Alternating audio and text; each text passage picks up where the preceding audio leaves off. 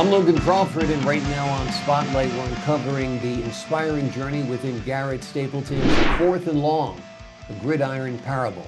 This poignant tale follows Matthew Gordon, a high school freshman with Down syndrome, who transforms adversity into acceptance on the football field. Today, we will discover how Matthew's authenticity and courage captivate and change those around him. We're delighted to have this very talented author join us here today on Spotlight. We thank the team at Atticus Publishing for helping us put him in the spotlight today. And we ask viewers like you to support writers like him by subscribing to our channel and by purchasing his amazing book. The links are below this interview. Great to see you here today, my friend. Thank you so much for joining us. Oh, it's my pleasure. Thank you for having me. My pleasure, Garrett. Tell us a little bit about your inspiration for creating a character like Matthew Gordon. Well, I saw a story about a special needs senior in high school, and he was on the basketball team, but he didn't play. And the last game, the coach decided he was going to play him for the last 2 minutes of the game. So the word kind of got around campus that this kid was going to actually play. So the stadium was packed and all that. And sure enough, 2 minutes left to go, they put him in the game. And he turned into Michael Jordan. He was hitting shots from everywhere, you know. So at the end of 2 minutes, mind you, he had scored 20 points, was the leading scorer in the game. And they all rushed onto the court and carried him off the victorious parade. And that was the best feel-good sports story that I had ever seen. So that's always stayed with me, and that was always in the back of my mind. Great story. Yeah, I remember it. It went viral, the video of Yes. the kid sinking all those baskets, and it was absolutely amazing. And he did get that hero's ovation at the end as well. But you took it to a different sport. You put him in the football world. Tell us a little bit about your story. I thought about the story we just discussed, and I started thinking at length of, maybe having a person with a situation and how they could overcome the odds, so to speak. And I had a friend in my neighborhood that had a Down syndrome daughter. I'm not an expert on Down syndrome, but I had some interaction with her, very likable, funny girl. And I just started putting two and two together and saying, well, what if I had a child with Down syndrome, and to see if he could overcome all the obstacles that would be in his way. And I needed to connect the child from birth to 6 years old. I don't know what happens when you have a Down syndrome child.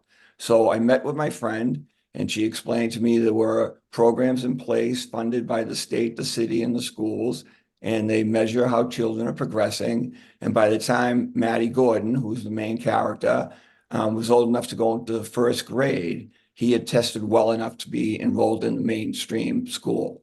So she got me to that point. And then after that, for myself, it was just his grade school years. He was, they laughed at him, they pointed at him, they giggled him, and he knew he was different, but he didn't really understand why. And so that went right through the grade school years. And the story really begins when he's in high school. And before he enters high school, his father is killed in a car accident. So that was his whole world. So in that kind of a mindset, and along with his grieving mother, he enters his first year of high school. She's a teacher at the high school and makes sure he goes to the same one where she's at. So she has like a hands-on opportunity to watch him at school.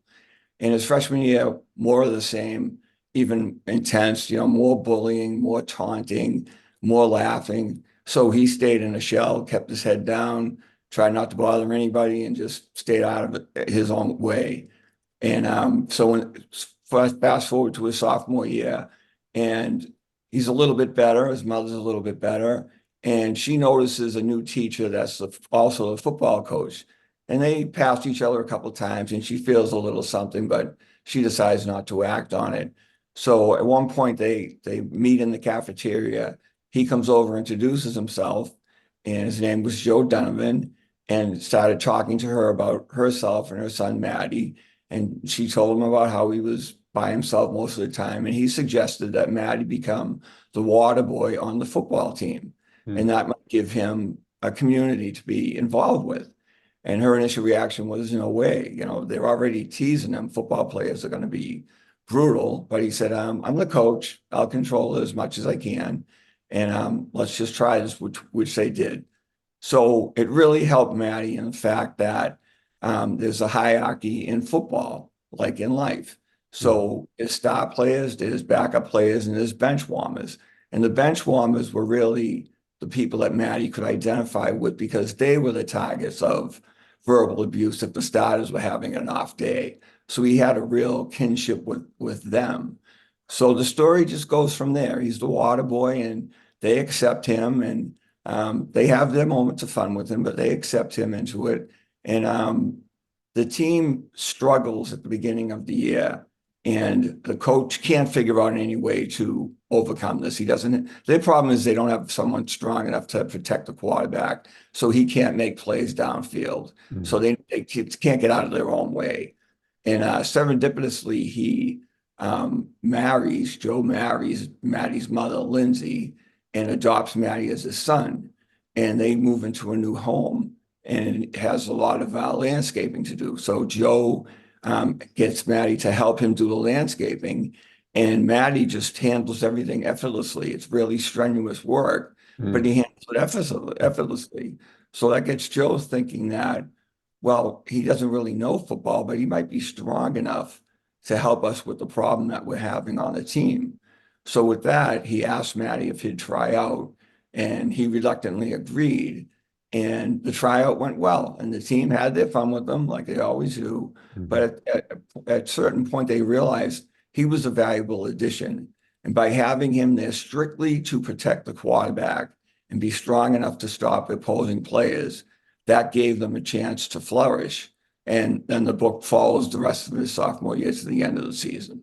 Awesome. It's such a great story. It feels very real. That's what I like best about it, is that it feels real. Like nothing feels like Hollywood. Nothing feels, that can never happen. But the way you approach it, the position he plays, the fact that he proved himself during the landscaping work showed that he was a powerfully built person, and this was the perfect spot for him. It's great. Speaking of Hollywood, have you envisioned this as a movie at all? That would be beyond belief. Yeah. But if that ever happened, I would have one demand, and that demand would be that you play the role of Joe Gordon in the movie. Well, So that'd be awesome. they approached me, I'm coming back to you. Okay, that sounds great deal. I'd be happy to do it. That'd be a role of a lifetime for sure.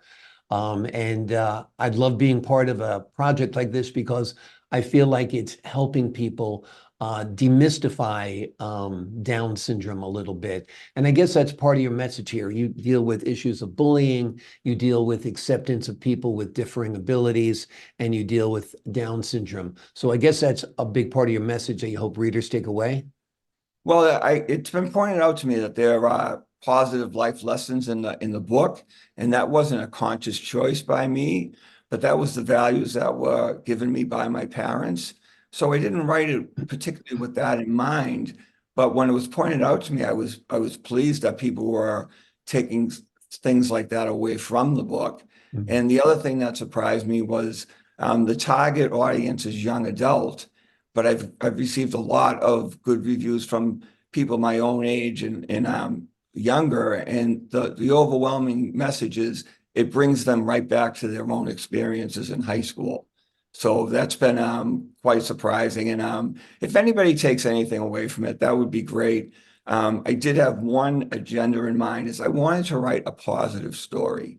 There's so much negativity already in the world, so I don't need to write another book about that. So I wanted to write a book that would be heartwarming and maybe a feel-good story that you'd be happy about after you completed the book. So Absolutely. that's what I tried to do. You tried to do it and you succeeded, which is great. This is your first book?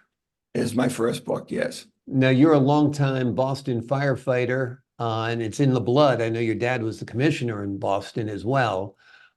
Any books about the firehouse percolating in your head at all?